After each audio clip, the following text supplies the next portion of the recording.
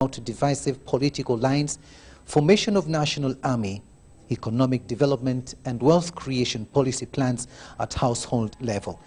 Others include industrialization policy for jobs creation and employment for the majority youth, as well as revamping both education and health sectors, among others, end of quote. The president was today addressing rallies in Hoima municipality and at Mbarara primary school grounds in Kitoba sub-county of Bugasha county on the second and final day of drumming support for NRM's flag bearer Businge Harriet Mugenyi for the candidature of Hoima District Woman Parliamentary seat. The elections are due on Thursday, the 26th of September 2019.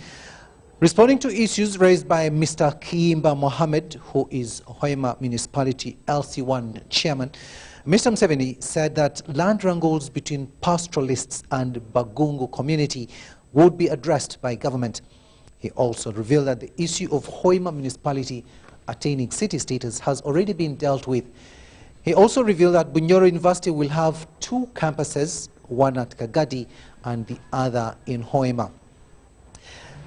The president urged the electorate in Hoima district to vote for NRM for Businge Harriet Mugenyi for Hoima Woman Parliamentary seat on the 26th of September as a reward for what NRM has done in service delivery in the area.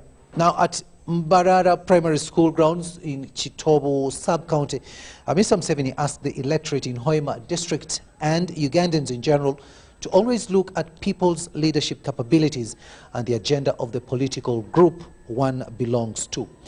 He noted that someone may have personal inabilities and capabilities and the agenda of the political group one belongs to, but he also noted that someone may have personal inabilities, but if he or she belongs to a group with a clear ideology, he or she will be helped to offer the right leadership to that area. On education, the president castigated the continued levying of fees in UPA and USE schools and appealed to local leaders to ensure that this is halted. He also asked the population to focus on preventive measures as most of the diseases are preventable. NRM candidate Businge Harriet Mugenyi assured the voters that she would struggle for high service delivery.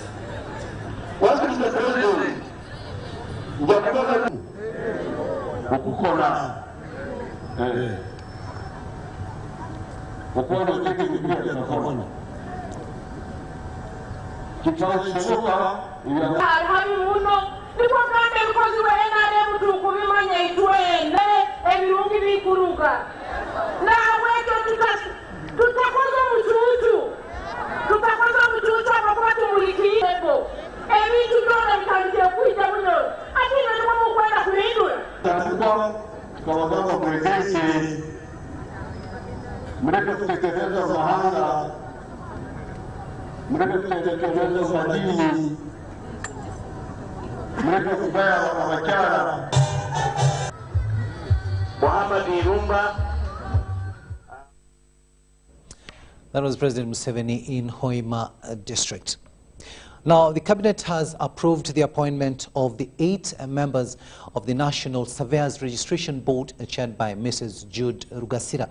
Among the responsibilities of the board is to regulate land surveys, quantity surveyors, building surveyors, among other land and building management. Now, these decisions were presented by the Public Affairs Officer, International Relations, Uganda Media Center, Chiwanuka Subi. Another decision cabinet approved is the National Alcohol Control Policy that intends to regulate alcohol consumption in the community. Approve the appointment of Surveyors Registration Board as follows. Chairperson, Mrs. Judy Rugasira. Vice Chairperson, Dr. Moses Musinguzi. Member, Honorable Stephen Bamwanga. Member, Miss Irene Laka Chitara. Member, Mr. Wilson Sendikwanawa. The function of the board will include 1. To regulate and control the profession of surveyors and the activities of registered surveyors within Uganda. And 2. To regulate all persons engaged in surveying, including land surveyors, quantity surveyors, building surveyors, mining surveyors, hydrological surveyors, valuation surveyors, as well as land agents and other professionals responsible for the management of land and buildings. And on to the Commonwealth Parliamentary Committee, that is conference that is going to be opened on Thursday here in Uganda, particularly in Munyonyo. We have a story pertaining to the women parliamentarians, and Shandana Gulza Khan, who is a member of the National Assembly of Pakistan and Federal Parliamentary Secretary for Commerce, has been elected chairperson of the Commonwealth Women Parliamentarians. Now, Khan, who garnered 48 votes, beat her close rival Tara Rivers from Cayman's Island government, also the country's Minister of Financial Services and Home Affairs, who received only 34 votes out of the 82 votes cast. However, 14 members did not vote as they are not yet in the country. Shandana Gulza Khan is a Pakistani politician who has been a member of the National Assembly of Pakistan since August 2018. She has done masters in international economic laws. The Ugandan Speaker of Parliament, Rebecca Litwala Kadaga, who is also the President-designate of the Commonwealth Parliamentary Association, and Honorable Sida Bomba, President of the Commonwealth Women Parliamentarians, spoke to UBC about their expectations from the new chair.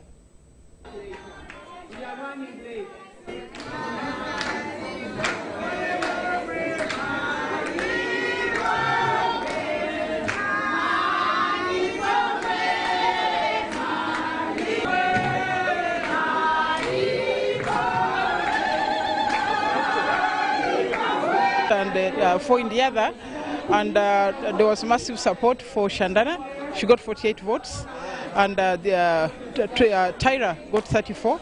Of course, there were 14 people who did not come. They are not in the country, so they did not vote. But it's a good thing, and we are really happy that we have got a new chair, the 6th chair of the CWP. What are the services you expect from her? Well, first of all, her duty will be to continue mobilizing governments to facilitate women to get into parliament, if it's necessary to amend their constitutions, to nominate, to appoint them as ministers so they can also become MPs. So it will be the agenda, the same old agenda to get there, decision-making positions. Of course, she has to carry on with the agenda. She has to write a new strategic plan. And there are quite a number of issues which have been raised in these meetings, which she has to take care of, like issues to do with people with disabilities, to do with the young people, issues to do with creating an environment, a conducive environment for women members of parliament, and issues to do with the financing, elections for women members of parliament. She also has to handle the effectiveness, quality, and quantity of the members.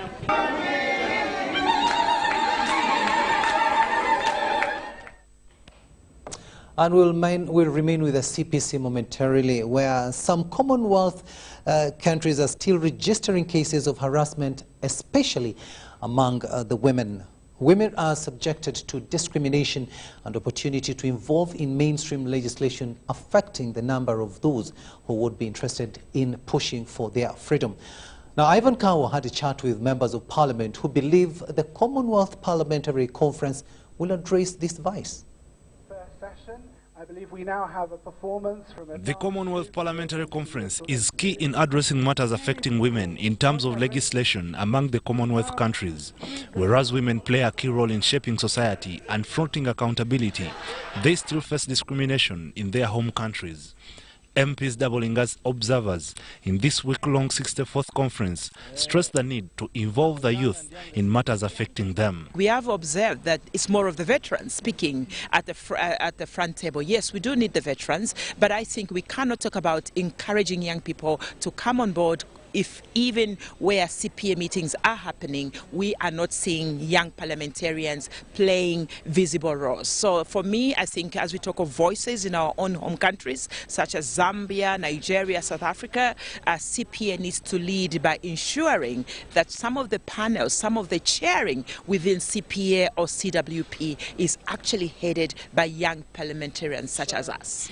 On the Ugandan side, harassment of women goes unnoticed, though the Speaker of Parliament is pushing for capacity building of women. The culture, the religious background. Some of them are told not to speak. Some of them are told to keep quiet. Now the background is a problem. That's what I was saying. We must build a capacity of all the women in this country and beyond. In my house it is not, but there are parliaments where it's really people even stop women from contributing, they push them out of the house and so on. So we are discussing measures of how to have a general common standards for management of parliament. On the other hand, the South African delegate is optimistic that this conference will address partly the issues that led to xenophobia in South Africa. Karabo Lerato from the Democratic Alliance in South Africa argues that the existence of foreigners in their country should be the government's responsibility to provide for their needs. There is no issue whatsoever with having foreign nationals within any domestic boundary.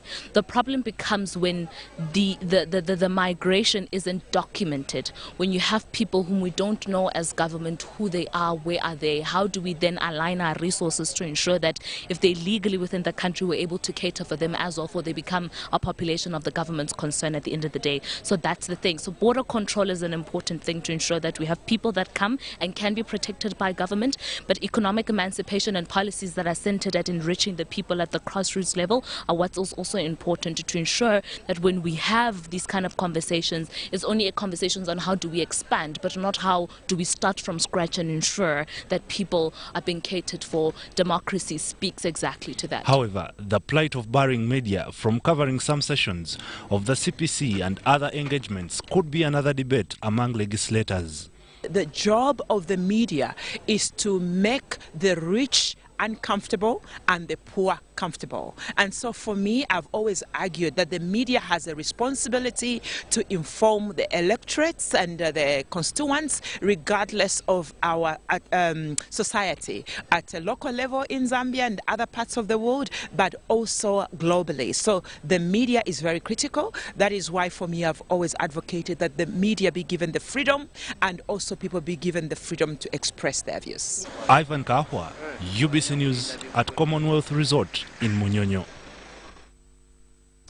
Thanks, Ivan Kawa, for that report there. Now let's turn our attention to the courtroom, where the International Crimes Division of the High Court has set the 21st day of October 2019 as the day it will deliver its judgment on an application in which the Rwenzururu King, Charles Wesley Mumbere, is seeking for revision of his bail terms.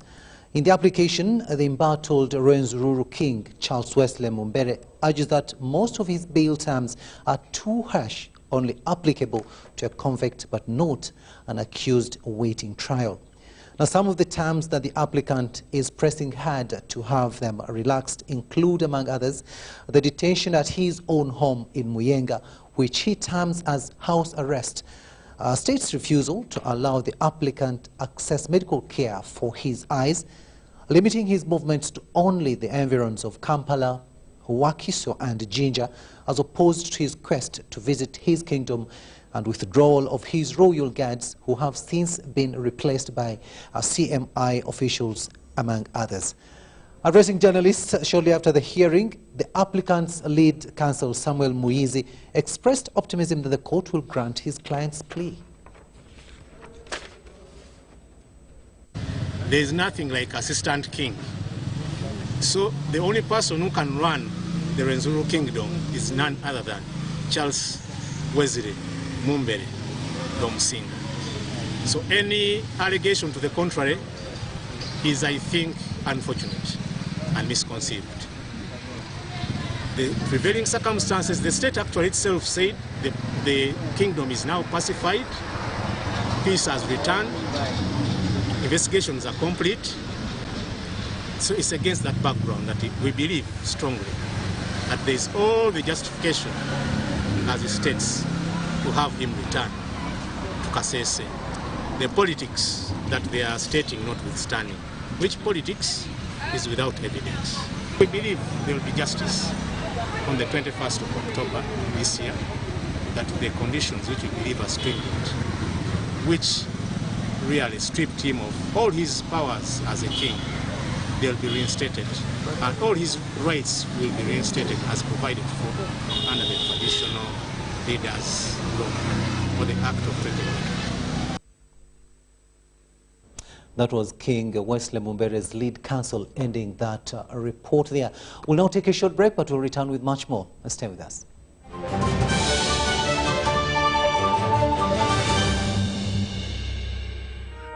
Every dream has a challenging journey. Ours began in 1998 with a mission to drive the development of a robust communications sector in Uganda. We created structures to champion the dream. We've evolved, made discoveries, supported great minds, empowered Ugandans, and fostered a vibrant culture, enabling communication for all. Down the years, we've created memories and networks, uniting generations and building great partnerships. Together, we can go even further. UCC, celebrating 20 years of achievements. Ladies and gentlemen, welcome to the Pain Arena. Introducing on the right corner, Mr. Action, the reigning heavyweight champion in the ring against the Headache, the #1 contender. And the bell rings. Headache charges forward with a steady right and a left hook. Action dodges. He misses out with an inch. Wait a minute. Mr. Action launches back with a kick. The final blow. He is out.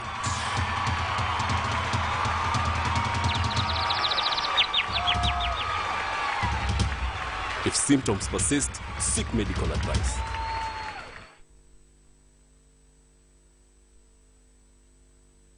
My first 4G smartphone from Airtel is back. It's bigger, better, and comes with 5 GB free data per month for 3 months. At only 200,000 Uganda shillings, enjoy fantastic features on the phone, like the face unlock feature, long battery life. Mwana, kavolume keko. Live your life in 4G with my first 4G smartphone at only 200,000 Uganda shillings and get free 5 GB data every month for 3 months. Visit the nearest Airtel shop, dial *175*9# to enjoy free data. Airtel, the smartphone network. Does heartburn stop you from eating the things you love? Eating too fast, alcohol or spicy food can trigger acidity, heartburn, indigestion or flatulence. Your best bet is Better Cool. Better Cool works fast to relieve acidity, heartburn and indigestion. Trust Better Cool. Enjoy life. If symptoms persist, seek medical advice.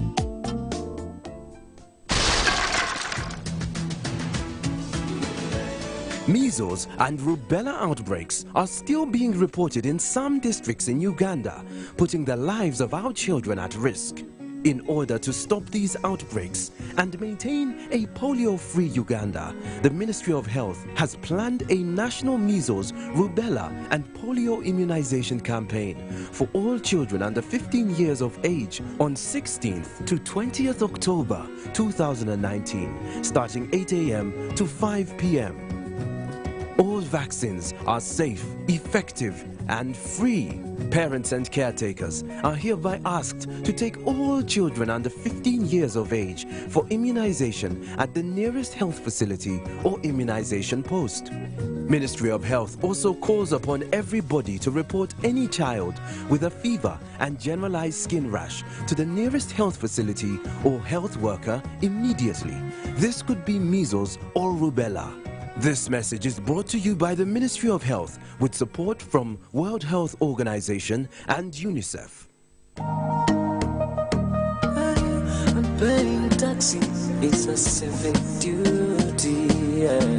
This September is all about you. URA has prepared this month to identify, recognize, and celebrate compliant small to medium enterprises, SMEs. Come and access a number of activities lined up from the 25th to 27th September at Kolo Independence Grounds, featuring the Bombaya Business Summit on SME business success. That's not all. There will be a host of free services like yellow fever vaccination, an employment hub with jobs and free career guidance, instant business registration, and issuance of driving permits. These activities will run daily from 8 a.m. to 5 p.m. Entrance is free. For more information, email info@ura.go.ug or visit our website www.ura.go.ug, Facebook at URA page, and Twitter at URA Uganda. Developing Uganda together.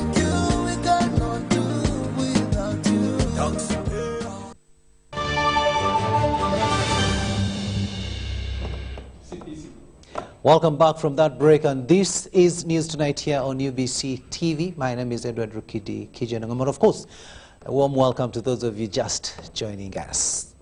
Let's move on now, and members of the Democratic Party have urged delegates attending the Commonwealth Parliamentary Conference to raise issues of human rights violations and come out with sanctions for countries that violate rights of citizens.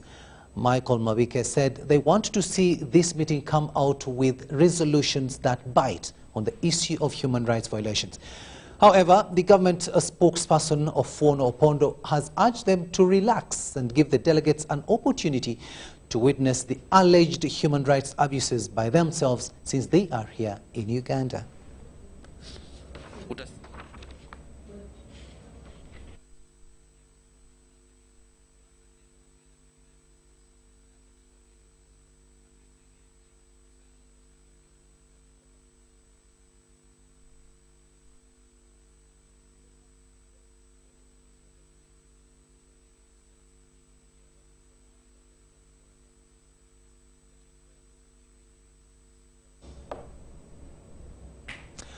We are sorry about that, the problem of sound in that story, but we'll bring it to you when it's ready, and that will be in our subsequent bulletin at 10 p.m. But still with the CPC and business now, the business fraternity is busy selling products manufactured from Uganda, and the first 2 days of the exhibition have not only earned sellers money, but as well sold the beauty of the Pearl of Africa, Uganda. Ivan Kawa reports.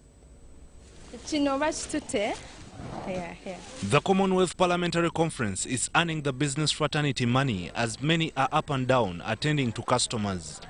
Business women and men are seen selling African merchandise and locally made items. African wear, crafts, artworks are all over the display. So I made some money today actually. Joe tebyabadde birungi, the whole of yesterday tebyabadde birungi, twatudde nga tetutunda ne tugwamu amaanyi naye ne tulemerako ebintu byetaaga kulemerako woba okyetaaga okifunamu. So n'olwaleero nzize leeti nga ndowooza oba siitunde naye already I have dollars. Need to thank God kubanga ebintu ebimu bw'obeera mu business it's God's blessing, it's God's favor. So ndi wa mukisa nti Mukama antaddeko favor nti of course most of the delegates are buying from me, so I'm privileged. Delegates are impressed with the African products showcased at the Commonwealth Parliamentary Conference. Believe you me, today is the happiest day of my life. Why say why? Because when in my country we do have such things, but here when I used to dream for that when I will go and when I will buy and when I will look, there you have a talent. What they do not have or what catches their eye is what basically you try to put up on your stall. So you need to display what they don't have back in their country. So the African print is renowned the world over, and people tend to within the Western Hemisphere tend to lean towards African print because it's attractive, you know, and it captures the attention of people. When you see somebody in an African print, immediately it makes you take the second look. The business people, just like any other delegates, were accredited to do business at no cost by the Parliament of Uganda. Prices are fairly good and foreign currencies are used for transactions. And our applications were received by the office of the clerk in the Parliament, and we are called in. So we called in, we signed, and later we are given accreditation cards that allow us to get into the entries of Munyonyo or to exhibit here in Munyonyo. If not UBC's wide coverage, a few people would have turned up to secure space for selling their goodies. I tell the people to watch UBC television because this is where I got the information to come and exhibit my things. If the UBC was not there, I wouldn't be there. If anyone didn't watch UBC, that means she can't get a chance to come here. Well, the Commonwealth Parliamentary Conference enters day 2, and to the business fraternity, this is an opportunity for them to earn money. By the end of the conference, most of them will be telling another story. Ivan Kahwa, UBC News at Commonwealth Resort in Munyonyo. UBC, of course, giving platform to those traders there to sell their products. And of course, one thing that we should know there is, of course, we are promoting what is made here in Uganda, and of course, promoting the Buy Uganda, Build Uganda, Bubu initiative. Now, cross-border traders at the Busia one-stop border post have decried the increase of non-tariff barriers. They argue that charity begins at home, and for an effective implementation of the African Continental Free Trade Area, the EAC integration should serve as an example. Is our business reporter, Dennis Sigor. Despite the commitment between the East African Community partner states to ease and facilitate movement of goods and people, the situation on ground is worrying, says Francis Akech, a fish trader at Busia. Waganda wanakuja kwa soko, wanakuja, wananunua samaki, wanapita nayo custom na wanaenda wapi? Kwa masoko. Na sisi tukitoka nayo, hatutafika hata Kampala. Hatutafika Kampala. Je, East Africa ni ya Uganda? Na Kenya kuna. His sentiments are re-echoed by traders and business people, especially from Kenya. Issues concerning fish. I know we have tackled it within Uganda with the MPs, and it has actually defeated us. Tax is so different between Kenya, Uganda, Tanzania that the businessmen are not competitive in their goods. I'll give you an example. I have a hotel here called Farmview Hotel. We sell Kenyan beer at 200 shillings per bottle. When you come here to Nalongo, which is just down here, I'm sure many people know where Nalongo is, sells a beer at 80 shillings. 80 bob, 200 shillings. Where is the competitiveness? So all my businessmen have trooped Uganda. Our bars have closed. This was at the East African Business Council engagement with trade facilitation agencies at the Busia one-stop border post, the Ugandan side. The meeting sought to address key challenges affecting cross-border trade in addition to promoting cross-border cooperation in the areas of socio-economic development. As the apex body of the private sector, we must be concerned. Why should intra-EAC trade still be at 12%? And therefore now coming to understand what are the issues. Of course, we know non-tariff barriers are one of the reasons creating all these kind of low volumes of trade, and that's why we are coming to the border to understand what are the issues. Trade facilitation agencies play a critical role in fostering regional integration, thus being tasked to transform the border areas into catalysts for socio-economic growth and political integration. Colonization is a process. It's not you can do overnight it, but it's in the pipeline. When we are discussing now, this is a good forum for on the grassroots, but upstairs also there are forums they are discussing to address this issue. Concerns by the business community in Kenya and Uganda come at a time when the African continent is making steady strides towards the implementation of the African Continental Free Trade Area. Dennis Igoa for UBC Business.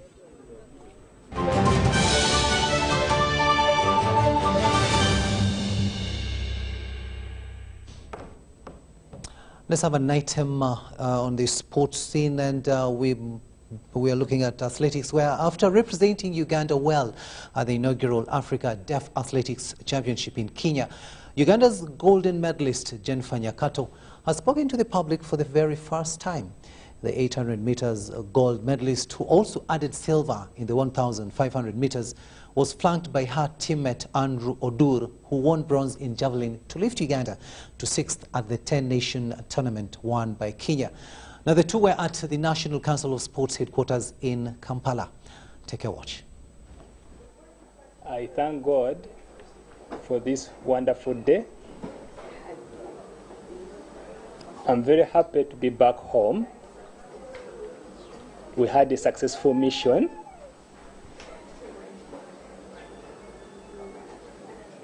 I want to thank Uganda Athlete Federation to give me an opportunity to compete with the hearing, nationally and international level. I've got experience.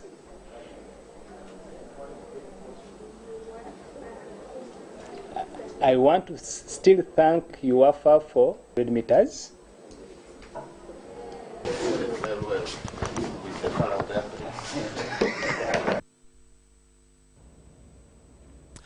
That was our golden person, of course, Jennifer Nyakato, who spoke to UBC TV thereafter winning gold in Kenya. Let's have now the weather prospects for tomorrow with Daphne Kawasita Nsamba.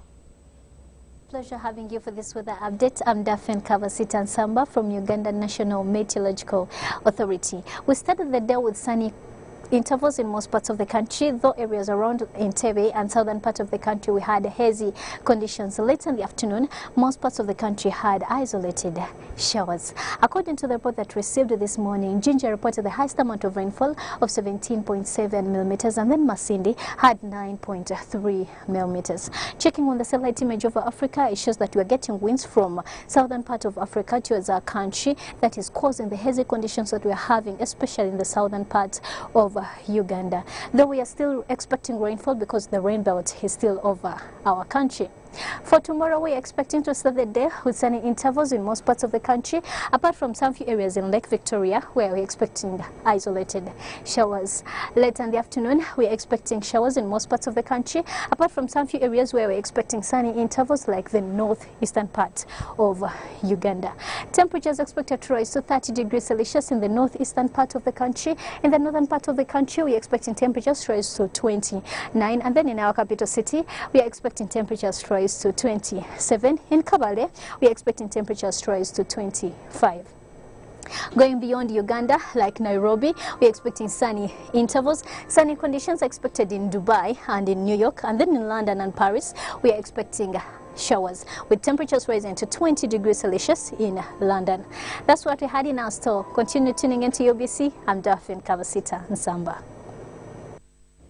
Thanks, Daphne Kawasita Nsamba, for that weather forecast for tomorrow. And that brings us to the end of News Tonight, but do remember that we shall be with you later on at 10 p.m.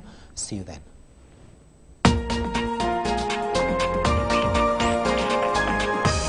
Was brought to you by UCC, celebrating 20 years of achievements.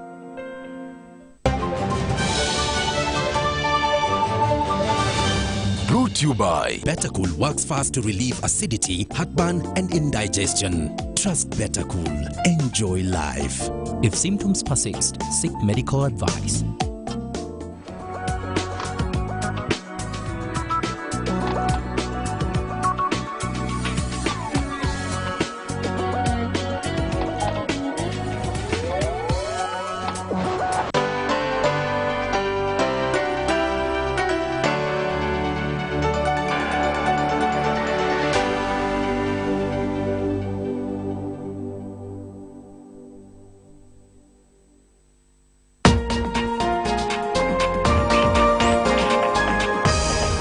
Up next on UBC, brought to you by Make calls from Airtel to all networks at 3 shillings per second. Airtel, the smartphone network. 333. What's up with number 3? It's 3 at Airtel and not 4 anymore. It's 3 shillings per second across all networks in Uganda. Make calls from Airtel to all networks at 3 shillings per second. Get to talk to anyone on any network anytime at 3 shillings per second. Airtel, the smartphone network. Airtel is regulated by Uganda Communications Commission. Hi, Pastor Jackson Senyonga. I want to take this opportunity to invite you to the P5 National Deliverance Day, Nambole Stadium, 27th September 2019, 8 a.m. all day and all night. God will meet your needs, bless your careers, your family, your children, your marriage, your health, and everything you call important and dear, whether you are a Christian or non-Christian. For those that would like to use the train, you just go to Leyre Stations, Nkuruma Road. 500 shillings will take you to Nambole, and coming back to 1,000 shillings. All pastors, your retreat at Christian Church before Nambole is on the 24th, 25th, and 26th. Come and overcome poverty as a pastor. After our retreat, we will join everyone at Nambole.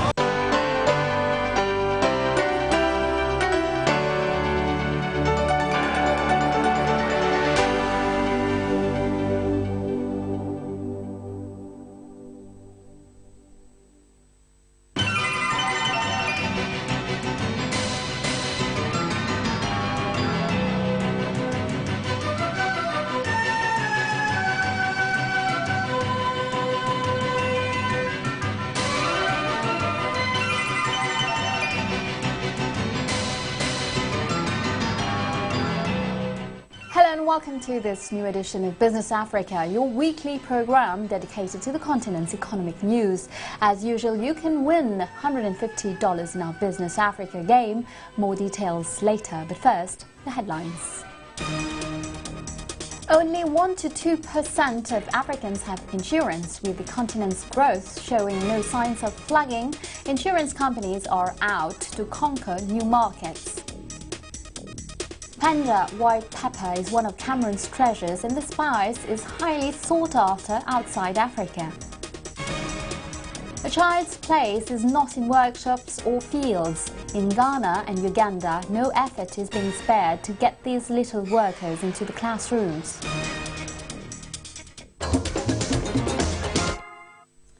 The Federation of Insurance Companies is 40 years old, and for FANF, life begins at 40. The Federation is weighing up the new challenges and opportunities for insurance in Africa and finding ways to provide coverage for the continent's inhabitants. FANF is also busy mobilizing funds to finance national government's pro-emergency priorities. Camille Monnier and David Thiombiano. Since African nations started gaining their independence in the 60s, the insurance market has taken off. According to the FANAF, the Federation of African National Insurance Companies, founded in 1976, there are now 20 times as many insurance companies, 8,000 employees, and turnover has leapt from $26 million to $700 million.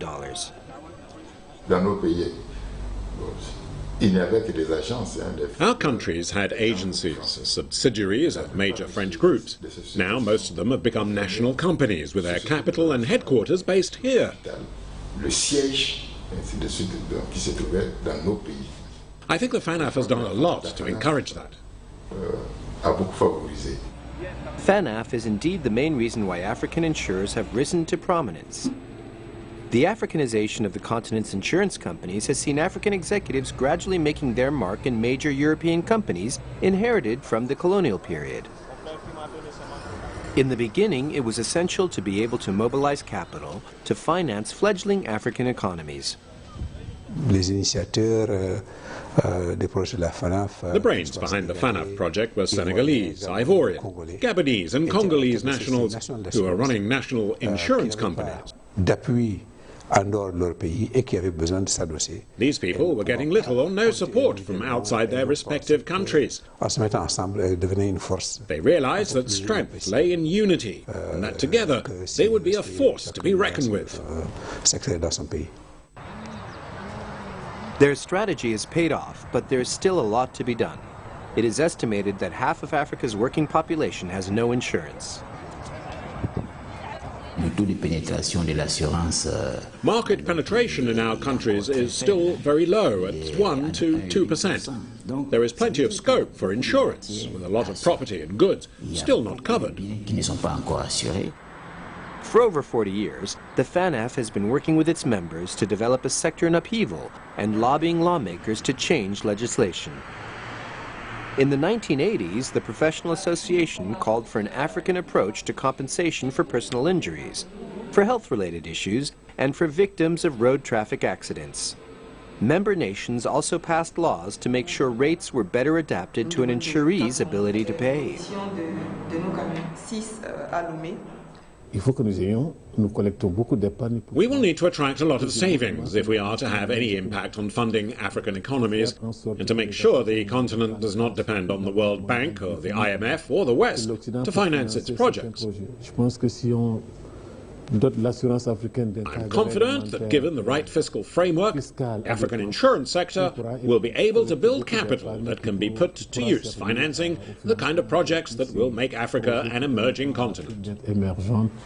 The vast potential that lies in as yet uninsured areas is a mouth-watering prospect for the major international groups who see a territory ripe for the picking. To face up to these new challenges, the African insurance sector is reinventing itself and proposing new types of products. The ICT sector is particularly enticing. One product in particular can be marketed digitally, starting with computers and then on to mobile phones and tablets. The possibilities are almost endless, both in terms of supply and demand. Our clients are increasingly demanding, and there is no time to waste. Is there an African nation that doesn't dream of emerging nation status? Major infrastructure projects have been launched across the continent, and growth centers are being developed. This growth goes hand in hand with insurance, but the insurers will need a solid foundation to provide complete insurance coverage. Without the right guarantees from African insurers, the continent's builders will look elsewhere to protect their investments. People have to stick to the rules. I have nothing against certain companies getting involved in Africa's infrastructure development, but some are bending the rules and are not covered properly. After playing their part in the Africanization of insurance in the post-independence period, the continent's insurers must now beat tough competition from major international companies. With their intimate knowledge of the situation on the continent, Africa's insurers have an ace up their sleeve. Extending insurance coverage to provide protection for rural populations and their harvests, and underwriting the modernization of agriculture could be a game changer. With oil prices falling, some Nigerian businesses in the energy and petroleum sector are weathering the storm as best they can. Others have had to stop production and can no longer repay back their loans. The economist Adeola Adenikinyu, director of the Center for Petroleum, Energy Economics and Laws, is calling on the federal government to provide a cash injection to save financial institutions from bankruptcy. Mauritania is counting on the Nouadhibou Free Zone to bring in $10 billion in investments over the next 25 years. Potential investors are being enticed with the promise of preferential fiscal and customs terms. Businesses will not be eligible for tax for the first 7 years and will pay only 2% of their turnover. But 3 years after its launch, the ambitious project is struggling to find its feet. The World Bank is mobilizing 10 million euros to jumpstart Nouadhibou and is lending its way to implementation policies. Its reputation goes well beyond the small town of Penja, where it is produced. White pepper, also known as bird pepper, is snapped up on international markets and is the spice of life for Western gourmet and small-scale producers alike. This is a report by Abubakar Munchili. Welcome to Njombe Penja, a 2-hour drive from Douala, the economic capital of Cameroon. In the past, farmers here made their living growing coffee, cocoa beans or bananas. You have to harvest cocoa and sell it for $1.5 to $2. I think pepper has to be one of the best ways of making money around here. And indeed, white pepper from Njombo Penja is known worldwide for its unique aroma and spicy taste. Penja pepper owes its particular quality to the purity of the area where it is grown in Penja. The volcanic soil is very rich, and there are 6 months of rain and 6 months of sun. That's the real secret of Penja pepper. There is almost a pepper gold rush to start plantations. Some pepper growers gave up prestigious jobs to become producers. I worked as a doctor for 15 years before becoming a farmer. $12 a kilo. Work it out. That's already a small fortune. On international markets, where the spice is much sought after, the sale price will be at least twice that. René Claude Metomo used to be a forester, and after the white farmers, he now has one of the biggest pepper plantations in the region, with almost 60 hectares. René lives and breathes for the promotion and production of pepper.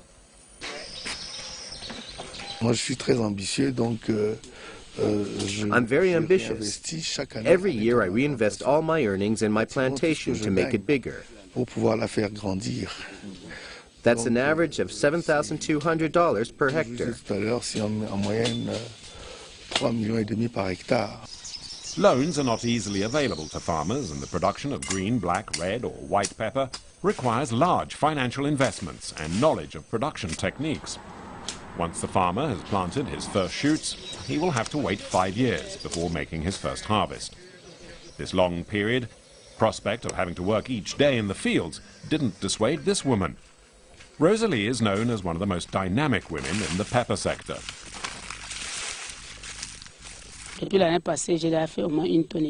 I've produced at least 1.5 tons since last year. According to the studies we've done, my field should yield 4 to 5 tons if I work hard.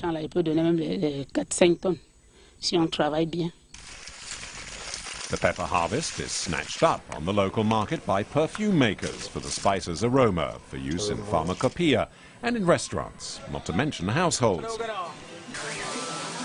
Ça augmente la saveur. Pepper, especially white pepper, works wonders for a meal. Unfortunately, pepper is expensive on the market. The doses are measured out in these tiny capsules. We can sell a beer capsule full for next to nothing because we're in the area where the pepper is produced. Before we sold a kilo for $3 to $6. Now it costs about $33. Each year, the country exports just over 300 tons of pepper, with demand ever higher and under tough competitions from other producer nations such as Brazil, China, and the United Arab Emirates. Output does need to be increased. Our products are distributed in the sub-region, in Gabon, Congo. Business is good. We export to the West and the European Union. To protect their product from imitations, Penja pepper is now a patented brand, a status it owes to the efforts of a group of producers. We did a lot of work teaching producers about the organoleptic properties of our product and the correct agricultural procedures to follow. We also looked at things like how to use fertilizer. The group of producers, managed by René Claude Metomo, has around 300 members. The organization defends the interests of pepper producers and looks for new markets. It's not so difficult finding people ready to pay. They come from all over. Some people come from Bafoussam, others from Yaoundé, some from Douala, and some from Europe. They buy from us directly. As soon as we have picked the pepper, we take it home, soak it, wash it, and dry it. Then we call them. To boost production and improve quality, the organization is working locally on a vast conditioning project. Avec la mise en place prochaine de notre centre de conditionnement, when our conditioning plant is working, we'll be able to export far more. Une capacité d'exportation plus grande que celle que nous avons actuellement. Pepper production clearly has a bright future, especially here in Cameroon, where more and more is being done to revitalize the agricultural sector. With the levels of motivation and the readily available workforce, Penja's pepper is not to be sneezed at.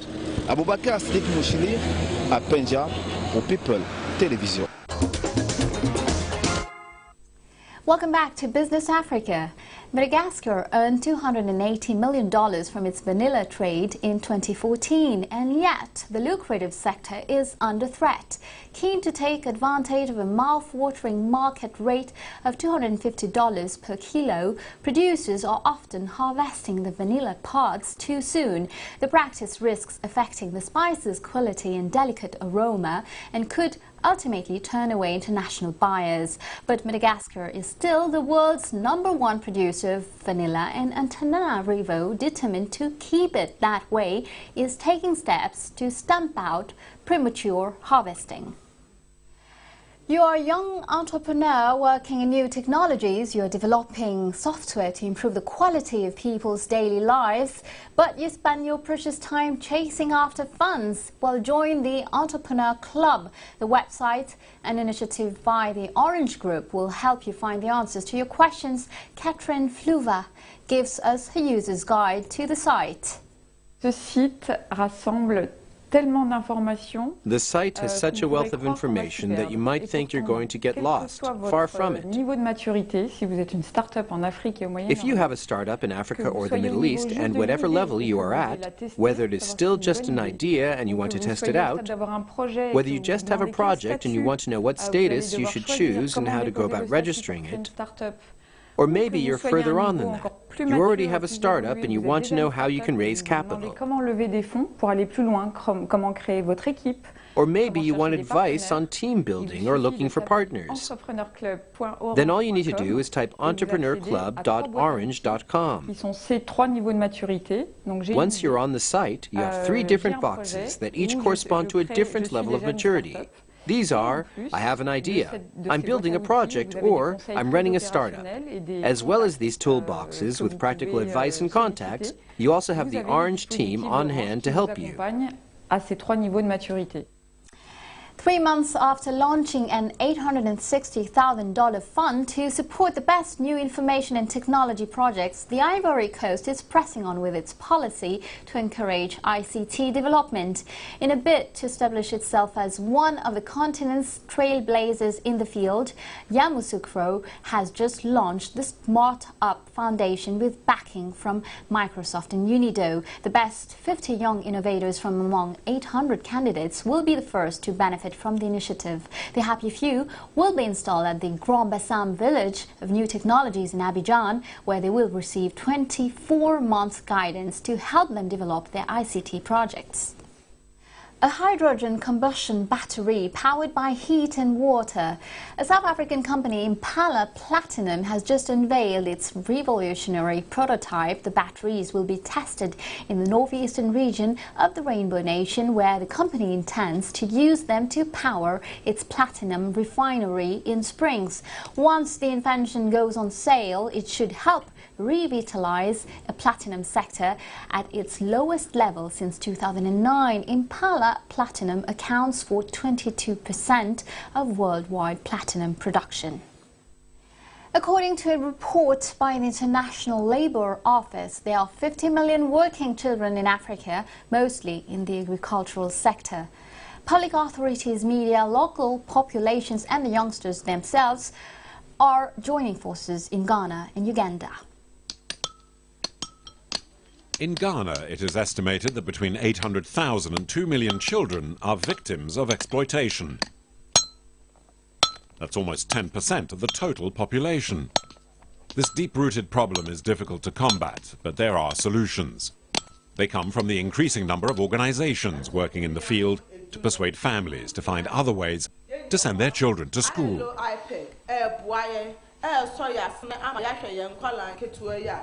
It's all about attitudes.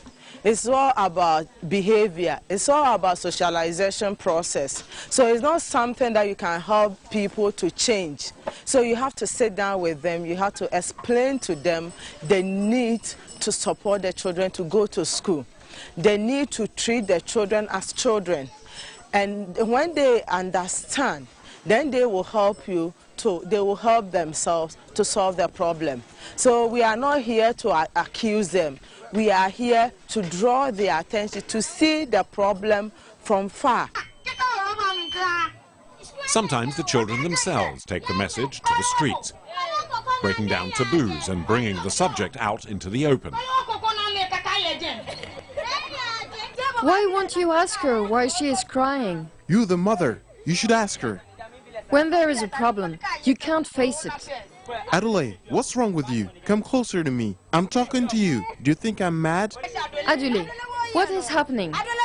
Raise up your head and let me look at you. Talk, talk. When I was selling the fish, a man said he would buy some, so I should go with him to his house. What happened next? When I went with him, he sexually assaulted me. So you went to the house with that man? It's a taboo. She's such a bad girl. Do you sell in the man room?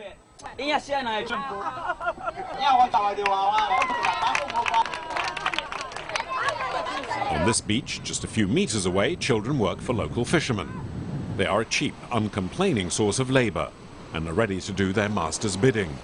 The problem has become so widespread that the 12 staff working at the International Needs Ghana NGO devote their time entirely to helping these youngsters avoid exploitation by the fishermen.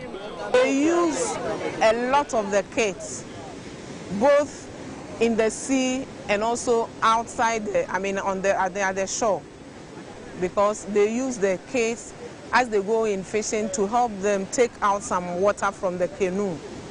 And when they come to, they help them to carry the fish or their catch from the boat to the shore. They just give them a token. You know, they are not on any pay, which is very high for them to pay, the fishermen to pay. As for the kids, any token they are satisfied with or some few fish, they are okay with it. That's why they use these children most. However meager their earnings, it may be all the family has to get by on. Far too often when a child is not able to work, the family loses a small but vital source of revenue. The main challenge facing an organization such as Angela's is to help parents find alternative sources of revenue that leave their children free to attend school. The parents receive financial aid to pay their children's school fees or have access to microloans to help them set up new revenue-earning activities. When my child went to school, to compensate the aid he has been giving to me, I'm now roasting garlic, and I go to the farm to sell it and to get some more income.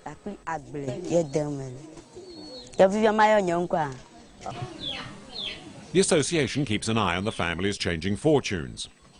A monitor regularly meets the parents to discuss what has worked and what hasn't. It isn't always easy convincing parents, and sometimes even their children, that an education is the best guarantee of a better life as an adult. In Uganda, where 40,000 children still work in the country's tea plantations, the media have joined a campaign against child labor. The Voice of Turo is a very popular radio station in the west of the country. The station's presenters often address Uganda's employers and unions directly, calling on them to put an end to child labor. Today, we have come to tell you that the number has gone up to 365. These children have been taken away from the tea chambers, from the outgrowers, and are now in school studying. ILO helps a lot when to put the program on the radio. Everybody listened, the parents, the guardians, and the children themselves. Thanks to the work of NGOs, the media, and international institutions across the continent, more and more children are returning to school. This is a lesson in optimism and proof that mentalities can be changed. Well, now it's up to you to play our Business Africa game. If your entry is drawn from among the correct answers, you will win $150. This is game number 416, so get a pen and a piece of paper, listen to the following questions, and good luck. First question. Which of the following countries is the world's leading vanilla producer? 1. Mauritania. 2. South Africa. 3. Madagascar. Second question. How many people in Africa are employed in insurance companies governed by national law? 1. 8,000. 2. 10,000. 3. 13,000. I know you have the right answers, so send them right away to people-television.com.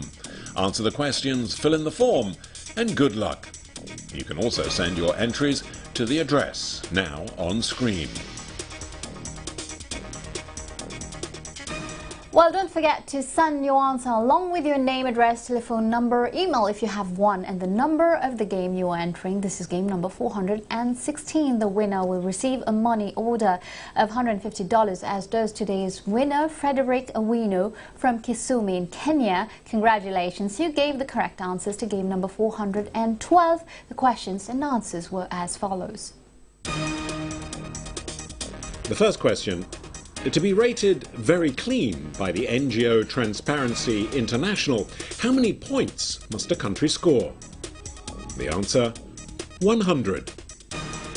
The second question, what was the continent's most successful stock exchange in 2015?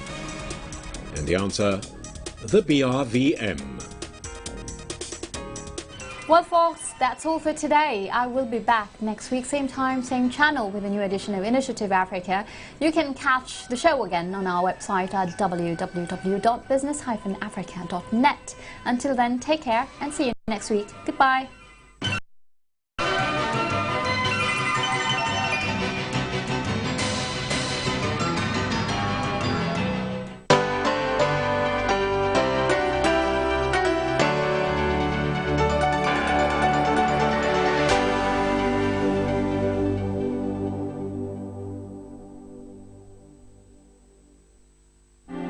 Enjoy convenience today with Airtel Money School Pay. Dial *185#, select option 6, school fees, select option 2, school pay, select option 1, pay fees, enter student number, enter the amount, enter the PIN number to complete payment. Beat the back-to-school hustle today. Pay school fees conveniently using Airtel Money. Airtel Money, simple, instant, secure. Airtel, the smartphone network.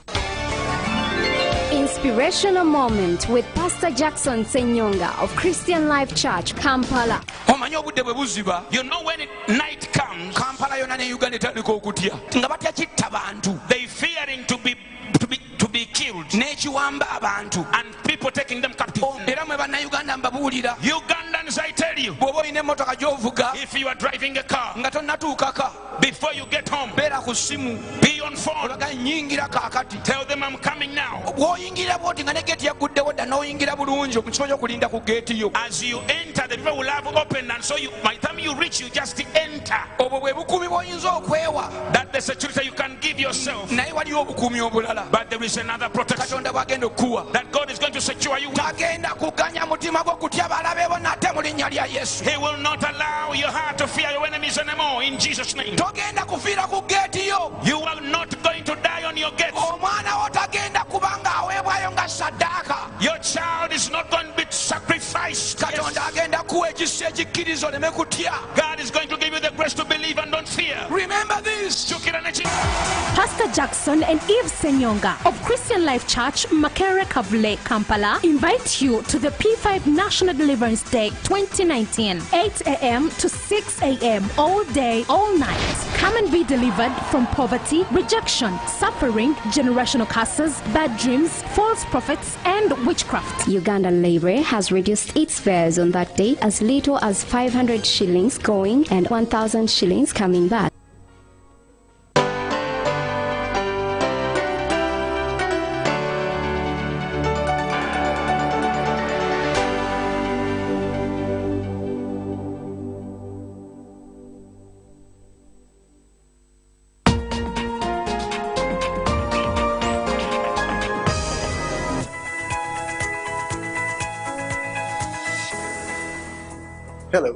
My name is Dr. Henry Dungu, a consultant in hematology and oncology. Health promotion and disease prevention programs focus on keeping people healthy. They aim to engage and empower individuals and communities to choose healthy behaviors and make changes that reduce the risk of developing chronic diseases and other illnesses. Join me on New Health Chat every Thursday at 9 p.m. on UBC TV, sponsored by National Medical Stores, who are mandated to procure, store and distribute essential medicines and medical supplies to all public. Let me drink one for the road. Cause you only need the light when it's burning low. Only miss the sun when it starts to snow. Only know you love her when you let her go. Whoa, whoa. No, I've never been someone shy till I had to try. Yeah. Girl, every little thing I do it for you. In every little song I sing it for you.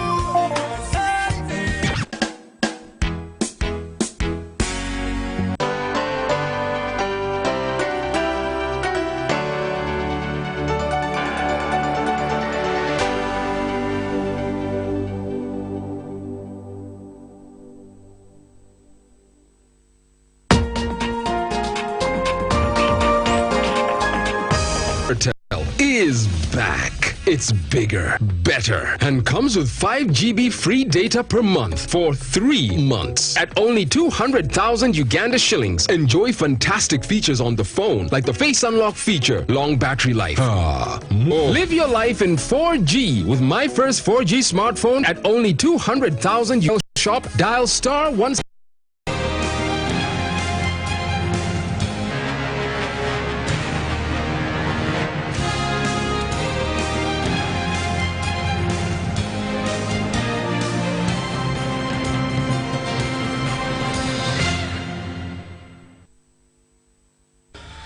Honorable Algon Silas is an independent member of parliament for Kumi municipality. Algon Silas is a born of Nyero sub-county to late Muzei Moses Ochen and Toto Among Angela. He is the fourth of 9 children and is married to Hope Algon with 4 children. Algon holds a Certified Public Account Certificate of Uganda, ICPAU, a diploma in stores and management from Makerere University Business School. Before joining Parliament in 2016, he worked as a senior accounts assistant in Bukedya District Local Government 2009 to 2015. Accounts assistant in Bukedya District Local Government 2006 to 2009. Stores assistant, Bukedya District Local Government 2006. Stores assistant, Kumi District Local Government 2002 to 2006. During his free time, Algon loves playing volleyball, football, offering charity work, mastering the ceremony, and playing pool. In Parliament, he works with Public Accounts Committee and a Committee on Natural Resources as a member. The constituency he represents is located in Kumi District, Eastern Uganda, Teso sub-region.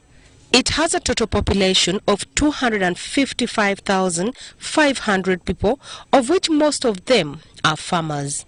Kumi is known for citrus fruits and mangoes. We host Honorable Algon Silas on Ask Your MP here on UBC TV.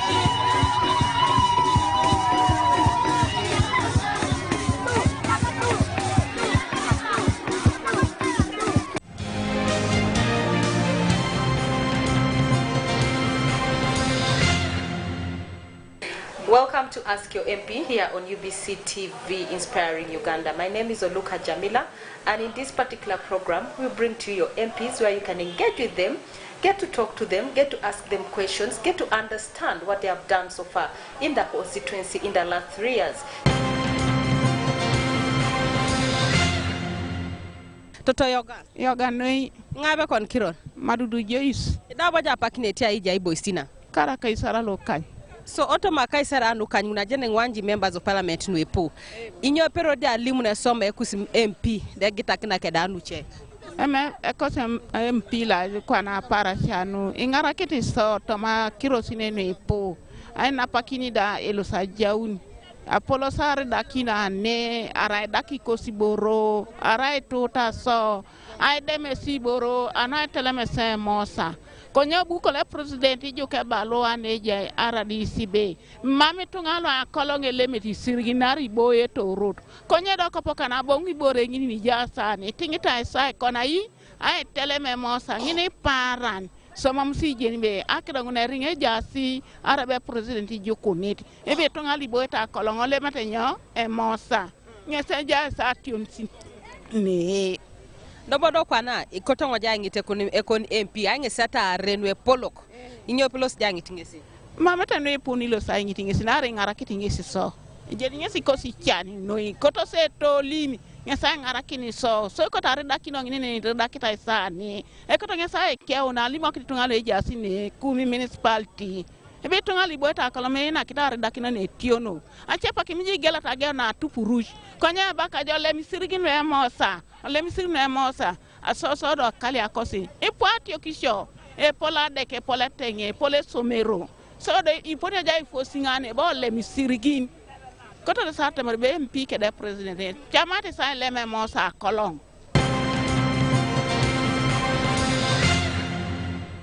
Today we welcome Honorable Silas Aogon from Kumi Municipality. Honorable, you're most welcome to our program. It's been a pleasure to have you here. Thank you, and good evening all the viewers out there. And you are very smart, and you know Kumi being a municipality, it really shows that things are very good down there. Well, what has told me, when you reach Kampala, always be smart. Always be smart. Yes. Okay. Yes. So, Honorable, I'm very interested to know about your constituency. How is your constituency like? It is very good. First of all, I mean, an urban constituency, but you know, the municipalities of today, yes, they are not like the traditional municipalities. We have a mix between the urban and the rural. So we have the peri-urban setup as well. You find that there are villages within the municipality, surrounding the municipality, which is constituted by the urban. So it is a mix of both village and urban. So, and people are so many, and they are mixed up. There are those who are at a certain level. There are people who are elite, yes, but also there are people who are illiterate. So it's a big mix. So basically you have a mix of all people. All people. You and these are people whites, who, and all Indians, these people vote for you. All those ones vote for me. You have there Indians, you have whites, you have people from Olango, Acholi, Bugisu, Buganda, wow, everybody. I am the father right now. Wow, that is very interesting. Now, that brings me to something that I've been yearning to ask you all along, because personally, I also come from Kumi municipality, much as you may not know that. Thank you, my voter. Yes, so I'm one of your voters. Yeah. Now, I would like you to explain to us what you have done so far. Very good. In the last 3 years, because I know Kumi municipality is a big place. I would like to know, what have you done? In summary, first of all, I want to say that I have done what the people expected me to do. That one I want to believe it very well. Yeah. First of all, as a member of parliament, there are constitutional demands that I'm supposed to fulfill. And one of them is legislation. I've always been in the parliament to legislate on behalf of the people. Two, I have played my representative role, always being in the parliament, bringing people's issues to the house and taking back matters from the house to the people, consulting with them. Remember on the issue of age limit, I went to the constituency, and I consulted with the people. I brought their voice and I did it, and we continue to making laws, to make these laws every day. And the other issue is we have always appropriated the budgets. For instance, as a parliament, we have always said that the issue of health, for instance, is something that is critical. The issue of having energy as a country is something critical. I've always listened to President Yoweri Museveni talk about Uganda and how we can transform the country. And he has talked about key issues. He has talked about the energy sector. He has talked about issues of water. He has talked about issues of having the cost of money lowered, and that is financing businesses. And he has also talked about issues of security. And I think as a parliament, we are a part of government. As a parliament, as a person, I have supported government in doing this. Okay. Dobo kwani akotango jangi tingesa yangi seta uni lwe polo kono ni wamtije baroje ngesi netijingi tingesi ngesi bani. So nesi noi akero setne kamana keda sumuneta ne sumunti ngesi groupe no bichie lu seka abu ngesi tukono kitokau aba ngesi bebu ngesi agol adolokin gatu kono ngun anyen bikakini ngesa kekan to ma anyen be poras ran sat kono ni kotai ne polo nete konye mamu ngese bunta kwa kenai ay to dol niki ni kere so keda noi akerne kamna keda akipi apoto kesi munta kerna ni kamna keda akipi konye lo selo era dawsa nyuni be rai e program ngon le uta kopana kirti ani okumi konye do mamu so jen be woribo e gam takipi ngona gyara kwa kenai aswam nara mamu so wanyu tibere kesi akipi ngoni dolu tozi konya pa ipono bere bonte isi konai so kota jen ni be apaki bone tia e nanga kine e project ngol e keri tetere shodi wanyu be gem sa to so makipi ngona. Honorable, you have said that. You have highlighted all those things, security, health, education, I think. But now there is something which captured my mind, and that is the part of increasing the economy or the capital. Because I know that back there in the constituency, most of the people are not earning much. So what have you done in that particular sector of uplifting the standard of living? I first want to start with the bigger picture of the country. You know, being a legislator, you become national. You don't just represent that small constituency, but you represent the whole country. If we look at the economy at the macro and micro level, there's an intervention that the government has done, there's an intervention that the parliament has done, the three arms of government have worked, and we are saying that, first of all, if we increase productivity, production, you find that if we have market, then Uganda's economy will enlarge. But the question now is, how inclusive is the participation in the economy? Yes. When you talk about the person in Ikumi, down there, how have they participated in the economy? And particularly, talk about the women. Yes, because to me, they are the core, they are the heart, they are the engine of driving the economy of Uganda. Why am I saying so?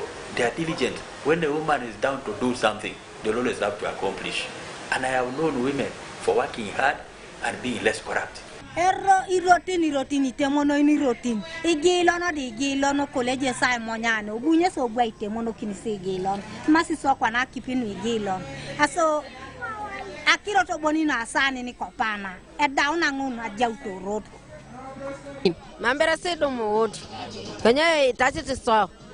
Kanya mambere so na eruti la wasa lokosi lolo. Mambere ina ita iso. Iche dumuto. Okay. Alama.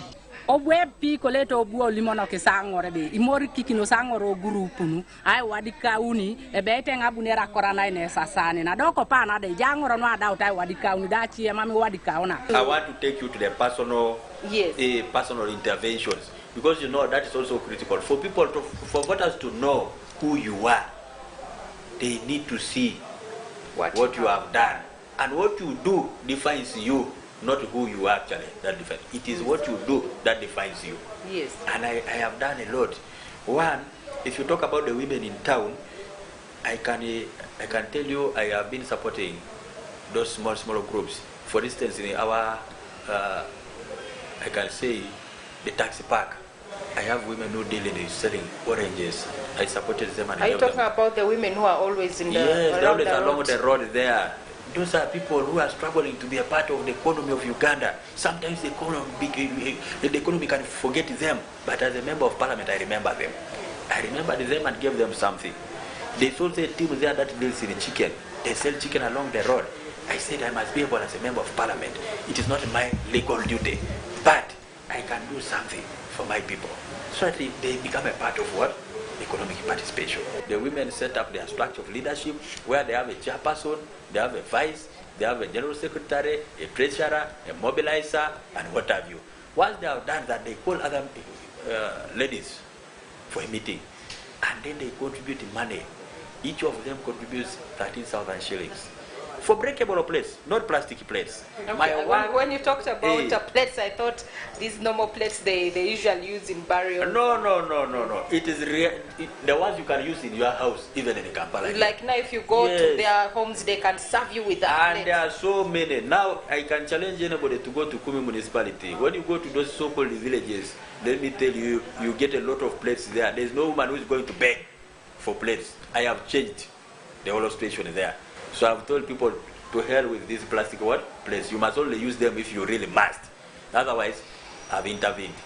So you find that each lady who has been registered in that group contributes 13,000 shillings. My work is to top up because I buy them now at a large scale. I get those economies of scale. So I'm able to buy. I top up 2 months, something to do with the 7,000, and I have bought place over 40,000. I have nearly covered the whole village part of the municipality. Thank you, Honorable, and we will be right back after that.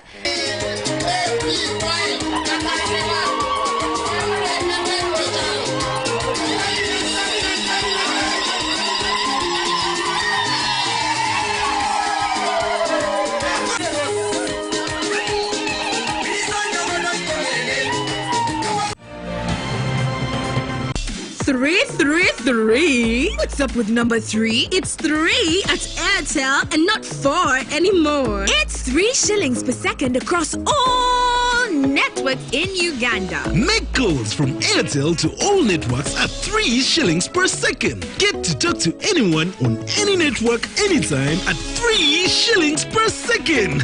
Ha ha! Airtel, the smartphone network. Airtel is regulated by Uganda Communications Commission.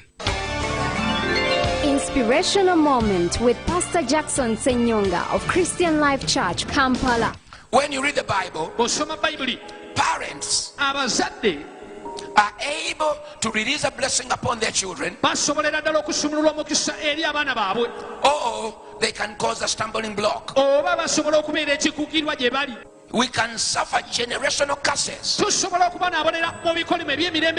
You see similar problems. You are not being married off. You're not marrying. Oh, you have problems everywhere you get married. And you don't know how to overcome it because it's generational. Your father had it. Your grandparents had it. Now you have it. And when you look at your family, it looks like you have it. And your children are going to have it. What do you do? Were you cast at birth? Were you cast in school? God is able to deliver you from generational curses. On the 27th of September, just around the corner, God is going to send his mighty power to deliver Ugandans from generational curses by the power of the Holy Spirit. In Jesus' mighty name. Pastor Jackson and Eve Senyonga of Christian Life Church, Makere Kavule, Kampala, invite you to the P5 National Deliverance Day 2019 at Mandela National Stadium, Nambole, 8 a.m. to 6 a.m. all day, all night. Come and be delivered from poverty, rejection, suffering, generational curses, bad dreams, false prophets, and witchcraft. Entrance is free. Uganda Libre has reduced its fares on that day as little as 500 shillings going and 1,000 shillings coming back.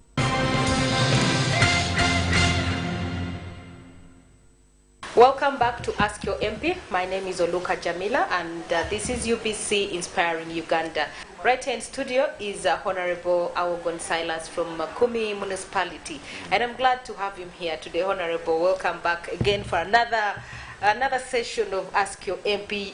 Before we went for a break, you talked about helping women to buy for them plates and changing the situation of women basically. So is this about a health issue, or could you tell us more about that? Thank you. First of all, away from health, the dignity of the African woman, the social aspect, the convenience, the comfort, and everything really about having a good home. Because I should tell you what was the situation before, if we are to ask a question. women didn't have enough. A man comes with the visitors. He asks the woman to bring food. The woman goes into hiding. Why? Because the places are not there. They are not enough. She has been having 3 or so. So the situation is very bad. You have to tell the children first wait, let the elders first finish to eat before you eat. That was the situation before. And why the place to turn around such a situation? 2, we have always complained about cancer.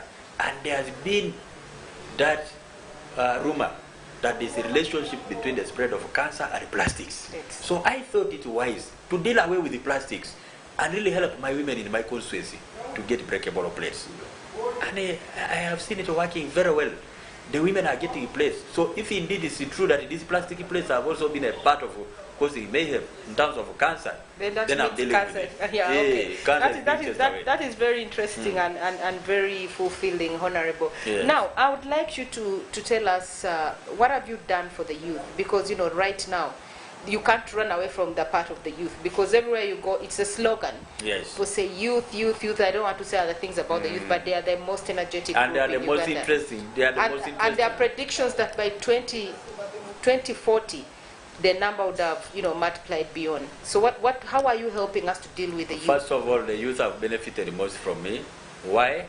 I've always supported them, most especially in the aspect of sports, because that's where they are, most especially. Last weekend, I was able to sponsor more than 400 youth to enjoy a kickboxing show right in Ikumi at Secretary Hearts Hotel. 2, we have hosted an Egyptian in kickboxing. You all know Apollo, the kickboxer. I was part of the sponsorship to make sure that the game takes place in Ikumi, and the youth enjoyed it. Then besides that, every Christmas holiday, I nearly have a full month of sports. I buy balls, I sponsor games, I sponsor them to play football, they play volleyball, they go for netball, they play all those games. So how is it helping the youth in terms of development? It is helping the youth. First of all, those who need to identify their talent are able to identify their talent and nurture it. It is an inspiration.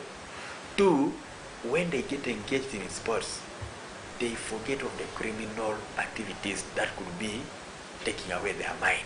So they get involved in this football, and that to me is very critical in keeping the youth together and showing them somewhere to go.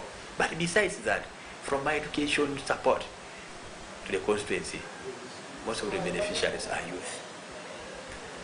I remember when government gave me money towards purchasing a car. Yes. I first thought about helping the youth in my constituency, because I said, how would I go and get a ride which is good for myself and my people are remaining at home? So how are you helping them in terms of education? In terms of education, therefore, I parted with over 70 million to make sure that I pay for all those who were completing, who were doing the last semester in institutions of higher learning and universities around the country. And this money I paid in the Catholic Church, in front of everybody. And this was, to me, so satisfying. Seeing the youth, people who would have dropped out of school, go back and complete their papers. What a great thing. It's an interesting one. Thank you, Honorable, for those incentives. Now, I would like to ask you about the churches. Because you talked about church, and what have you done for the church? Because I remember that I think one time when I was in Kumi, I was told that the church supported you a lot when you were coming into Parliament. Definitely. The politics of today and the church cannot be separated. Even the politics of yesterday and the church cannot be separated, because nearly all of us find ourselves in one church or the other. Yes. Not necessarily churches, but also mosques, because we are multi-religious. There are people who are also Muslims, so those people always play a role, and I respect the church. I respect the church highly, just like the way I respect the Pope, and the rest of the leaders, our archbishops, everybody, the bishops. So what have I done in the churches? I have been able to attract my colleagues to come to the constituency to support the various churches.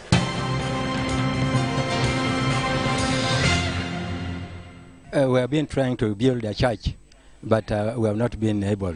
We reached a ring beam, so that we thought of ways how we could complete the church building. So we had to mobilize the Christians to give whatever they had so that we could get more funds for roofing the church which we had started. This church has taken about 2 years without being roofed, so it is still at a ring beam. So when the committee sat, we thought it wise to call our leaders and then the MPs to come and assist us to raise funds so that we can roof the church. First of all, the church is a source of blessings. Anybody who knows the right thing to do, the right thing is to respect God. Honor God with all that you can. Give back to God, and God for sure will bless you. And that's why I chose the church. Okay, you've chosen the church, but most of the members of parliament usually want to look at the economic activity. Why the church? The church, like I told you, God is above everybody and above everything, and therefore I'll always choose the church as number one. Very important. Is this the only place that you have built, that you've decided to build a church, or there are other places? There are other places, but I decided to choose and start with these people because they have always been with me. And you know, the church is a place that brings everybody together. It's a uniting factor. Religion brings people together. Worship brings people together. And when you see the people that you see here, these are blessed people who are chosen by God to do his work. And they are here to put up a very big church that will be used for worship. Because you can imagine they have been using this tree. This is where they have been worshiping from. When it rains, they have to run somewhere and wait. When it goes down, then they come back and pray. And this is what we want to fight and go back and find somewhere to sit as we worship the Lord. That's why we are here. Was this one of the things that you had stated in your manifestos that you're trying to fulfill, or this just came in? Of course. When I went to Parliament, before I went to Parliament, I told the people in my manifesto that when I go, I'll always try my best to support the churches and the work of God. And that is exactly what I'm executing. So is that because we are united. For us, we have believed that if we want to go far, then we must put our hands together. We cannot move alone as leaders, but we need to move together with the other leaders for us to progress. And that's why you see tonight, we had the LOC 5 chairperson, we had the LOC 3s, we had the councillors, we had the LOC 1s, opinion leaders, clan leaders, all leaders, family heads, the mothers, the men, the children, and everybody tonight. We have been here. Thank you very much, Honorable. Thank you. Thank you.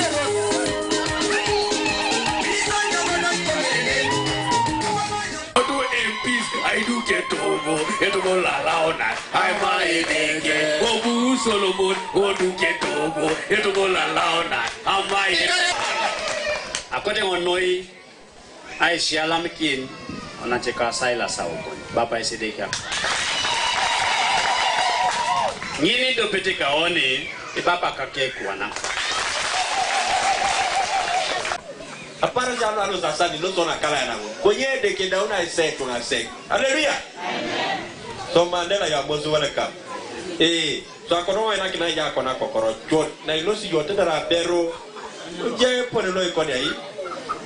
Ibore mo yore. Amira na kina itu. Uriari na. Do bi ko na. Okay, yoga bere to na. Hallelujah. Amen. Thank you, the Kakan. Yama Krista Ibu says.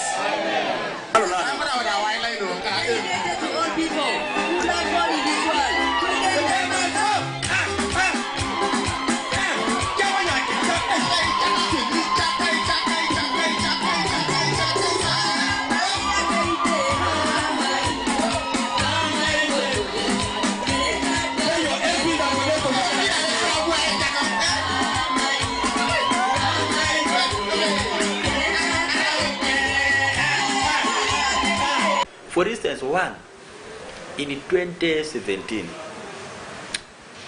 2018 financial year, I was able to take 4 members of parliament to Okanyumo Pentecostal Assemblies of God Church. This is a church where people used to pray in a grass society house, and yet the population had searched. And you did have a qualified reverend? Of course, they had somebody, a qualified person, but the venue.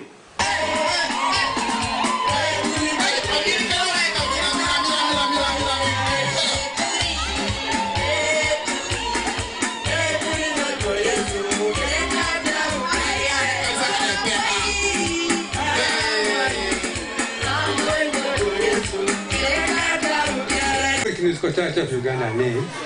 Kwenye jana kidisi kwa masia kwa Kristiani kwa kwenye kuna msaje kimo kila mtu. So I know I do when I cancer. And so you are able to put on. I'm not going to copy quality. The Quackre Jasine. Don't put Yakron in a para. Ujano Shoman, Ujano Re, Medigo Rakiro, Koya Somarina Jacket. I didn't use to develop any diet. You so Maurian right to go and jacket. There's a capec and a quack say.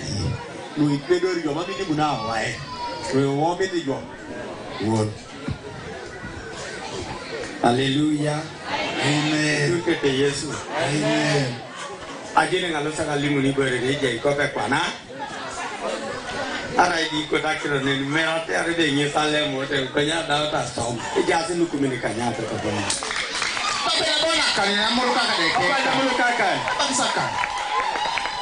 Young is the right fast lady. Coroberayo can do a public to a Corayo and Dolly, Calimorica.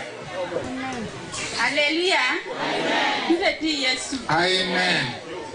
Ejokebeke. Apara shakere. Yana mekata unoi. Anu atira nijaro ni nari kudonda lo masonda tugu. So imane deka kiro kere. Tomo kiro ya nyara testenga umolosra. Nare pude mada aloma robuko ni lokalaona. Hallelujah. Malenge deke. Ano asoma neja ilolo. Na de reka pelo. Ani nebe idukyo ni kanisani. Ida ja udukane eda. E yara malole ka taunoi. Kwenye nyedo pekoso lako denga weakness. Ele amote ko songoli ko etabo kaina bi kagai solalo solid ipupulete de polelo chongesi abana ko solebe inerena bi kagai be erai kere kana pakena e boyo te so togo ikus le togo sita ko ba silore togolo como matikusi ponesho como matikusi ponesho kodoka sarongat koyauta kito koduke de togo engo de shala mikini ngeke tubusikire. What we call the church, the building, a grand such house, it was not enough for the people, so we intervened. They started the project. They told me that we need help, and I called my colleagues. I want to say thank you to my members of parliament who came and supported me. Can you tell us who Honorable George Ouma Abod. So the committee, thank you very much for this cooperation. Bana MP, I want to make some comments.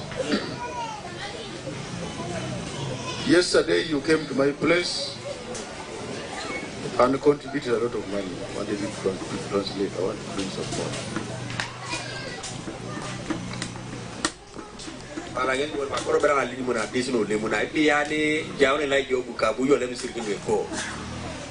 And my friend came from Kakuto up to the islands.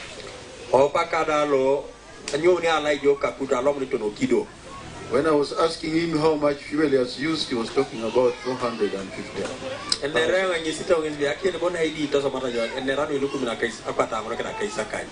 Then that means from Kakuto to here, back to Kampala, this vehicle is going to take around $1 million.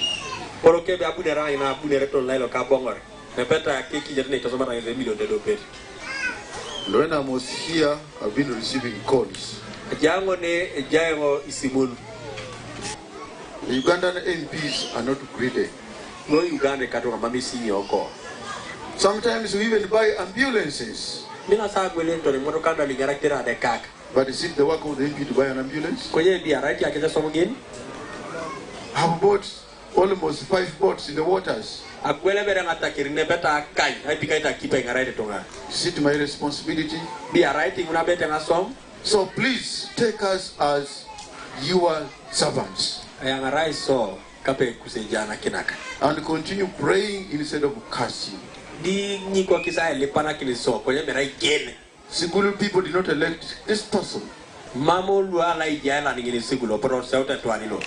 But he gave me a lot of money yesterday. He just opened his pocket You were just speaking. And this is my second time to come to Kumi now. And next year I want him to invite me to come again. Why do you call us we are bad people? The burden we have is what is making us sometimes to look a little bit. We are late to come, we are coming tomorrow, but sometimes we don't come.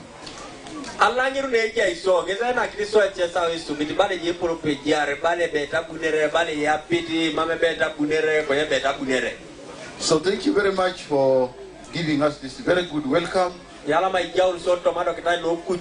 Reverend, thank you very much.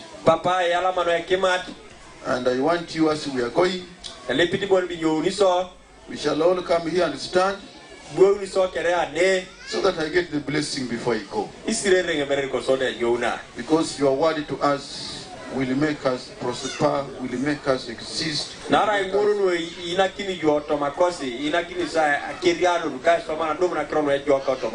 Thank you very much, all members. And I've also seen a good friend of mine, a Muslim.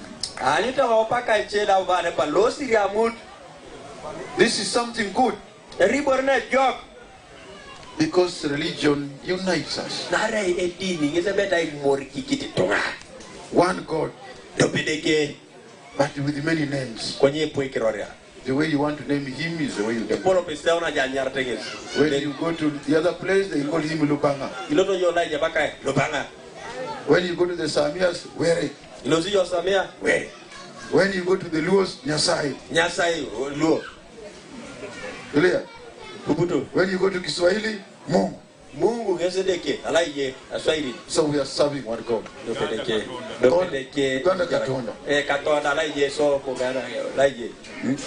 Kikuyus call him Ngai. So we are one thing. Thank you for that good heart. God bless you. Thank you, my friend. God is good. You see this tree? I have been admiring this tree. I think it is over 100 years. Is it true? Over 100 years. So go back and protect the environment. And plant trees. It has been a good church. And God has empowered us to get a church. God is everywhere. You enter your house, you pray. You are on the veranda, pray. You are below a tree, pray. You go inside the church, you go inside the mosque, you pray. God is everywhere. Now He has blessed us today. All of you who have given the church, supported the church, you are going to, they will multiply your income. So pray for our country, pray for us, pray for our president, pray for our church leaders, and all leaders, and the families, and our children. Don't forget to pray for all of us. And thank you very much for welcoming us. And thank you for loving Cyrus. Honorable Monica Modi, the woman MP of Kumi, she accepted and supported me. The Honorable Kojo John Bosco, the Member of Parliament for Bukedia County, he came and supported me. All those members of Parliament contributed a lot. And to me, it was a lot of pride seeing them come and spend money to do God's work. So are you going to take us to Kumi also? Because we would like to go there and see some of these things. I want you to see the joy of the people. One time, actually, just last weekend, one of the elders in the church called me and he was asking me for the names of the members of Parliament who came with me. Why? Because they want to write those names on the walls of that church. What a big thing. It will stay there to create history. It's a big one for me. That is really big, yes. They collected more than 5 million shillings. That is in sort of a village church. It's not small money. And as we talk right now, I'm proud to tell the whole country that that church has been roofed. It has been roofed? Yes, it has been so roofed. So when we go to the constituency, are you sure we're going to go there and then we find... Yes, and you'll find, and the ladies will be ululating for you, the men will be drumming, and you know that, yes, what I'm talking about. has borne fruit. Now, Honorable, thank you very much. I'm glad you have done that. What about for the mosques? Because I know that much as you're not... of course, I am not done yet with Muslim. I'm not yet done with the churches. Because I can tell you, I also took members of parliament to Akaruke Church of Uganda, that's in Kabata ward, and they supported me. I went with the honorable member from Kakuto, and then the honorable member George Abotouma still, who is my friend from Namaingo, that is the Bukole Islands, Sigulu Islands. He came and supported me. They gave that church over 3 million shillings, and they also bought most of the things that had been brought for fundraising, and this was really amazing. It rained the whole night, full stop. The road was slippery. Begin with the road was slippery. So tell you. The road was slippery because it rained the whole night.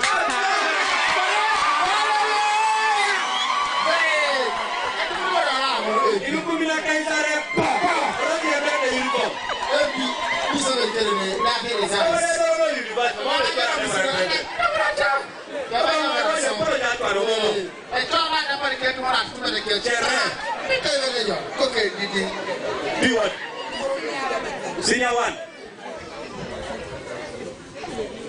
What is the direction of Uganda from Kenya?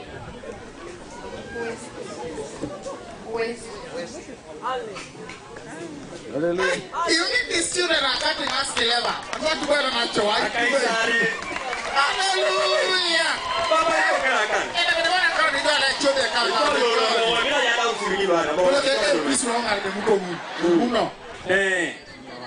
Senior one.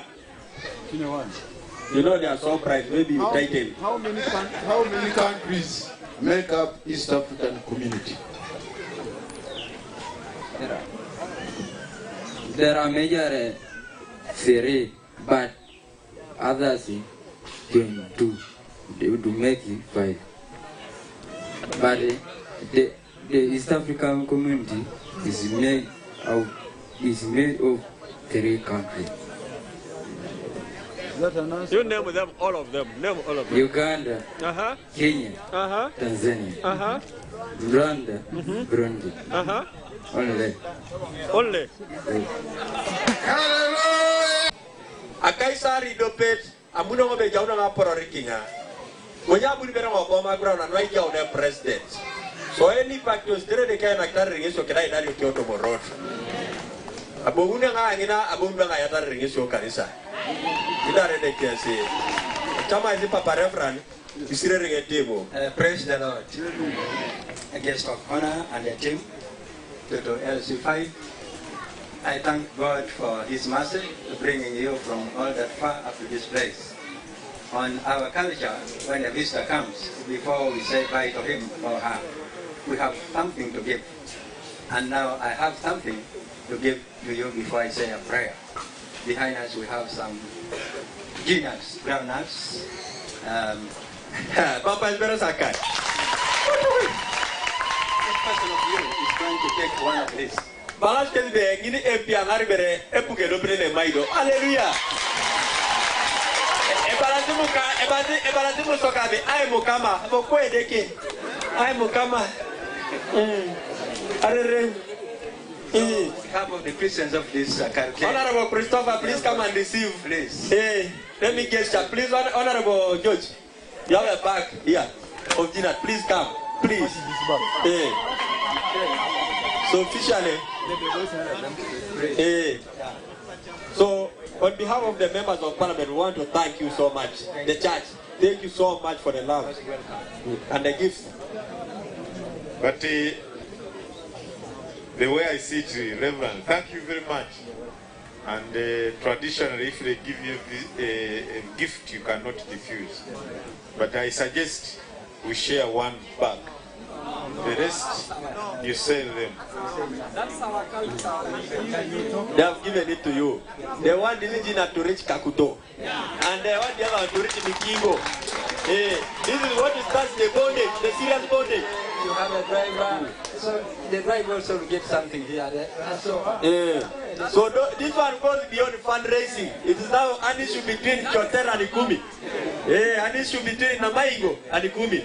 That you have brought from that far up to this place, I can carry in Ikumi. On behalf of the Ikumi diocese and on behalf and the behalf of the Christians here, we thank them. Now, as we are going to part each other, may you, Lord, enfold them and give them journey mercies to their respective places as they are going. They are going also to pass to another place to pay condolence to the persons or their friends who have lost their loved ones. Lord, be with them and take them up to their homes safely. In the name of the Father, the Son, and the Holy Spirit. Amen. Amen. Thank you. Thank you for coming. Thank you for all the gifts. Thank you.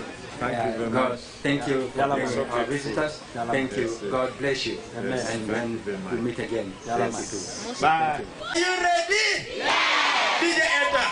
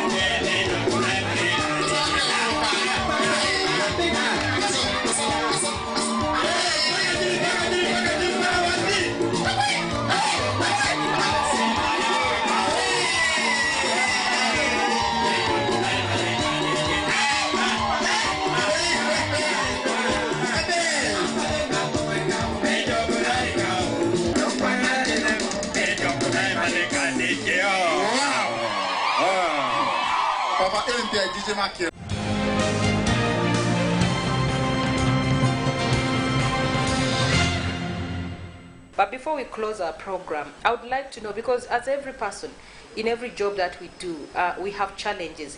Could you point out some of the challenges where you feel like, okay, now this here I have failed, here this is why I have not delivered? No, actually, there's no way I can say I've failed. I can say I'm fighting. I've not failed anywhere. Okay. You know, I'm a fighter. Not like Corona Moses, but I'm a fighter. I have fought, and I'm still fighting. Of course, there are expectations. That is the most difficult part for any politicians.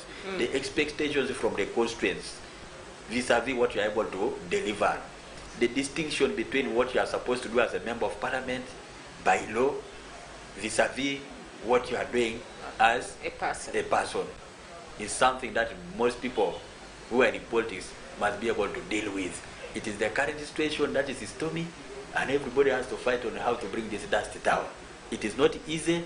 You need to have a proper temperature. Your weather must be controlled. Otherwise, you will go out of measure.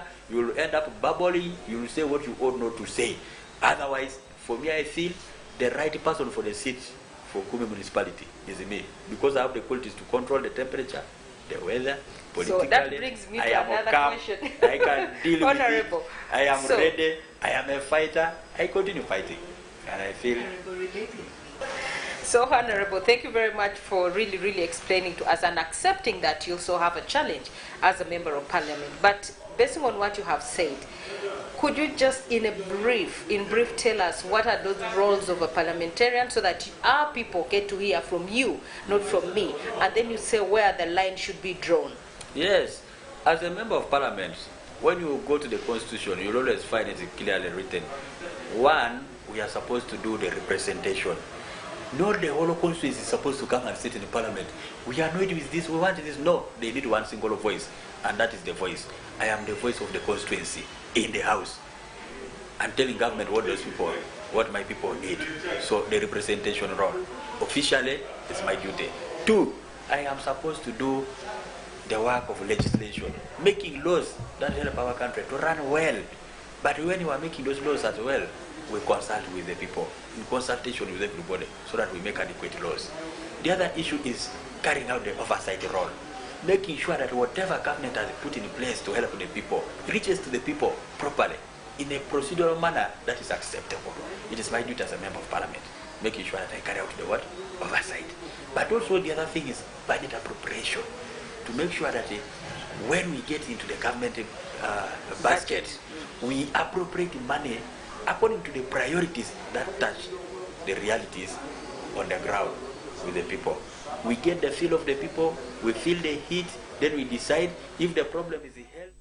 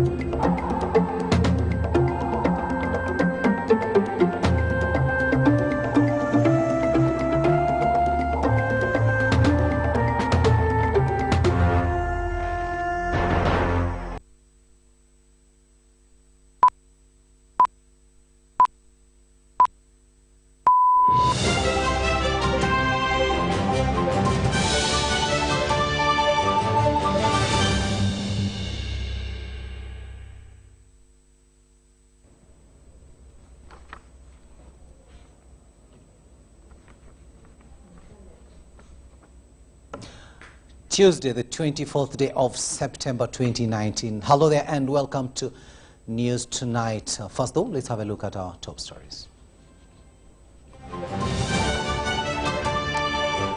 In our news headlines tonight, President Yoweri Museveni concludes with Hoima Woman MP campaigns. Cabinet approves Surveyors Registration Board.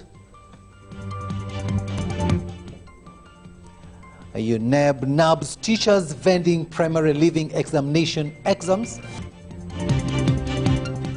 Government urges opposition to let delegates witness Uganda's governance. And in sports, deaf athlete Nyakato lauds government for opportunity.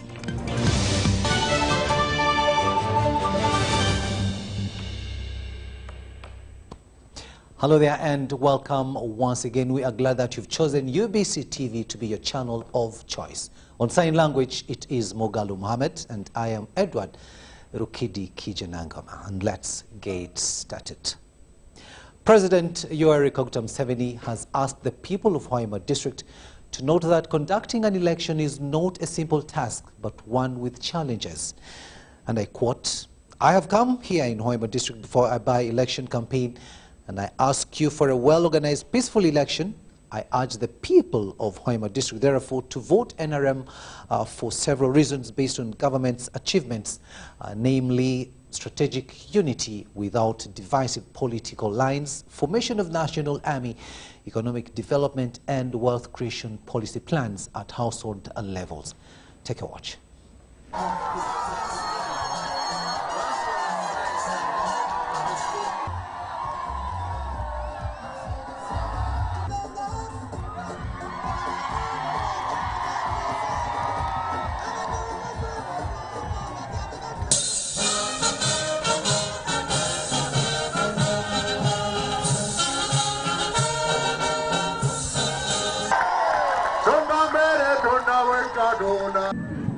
Isemerero kujano mbarara okusanga abantu bengi bati abarokusajika NRM iki chikundetera okuhamya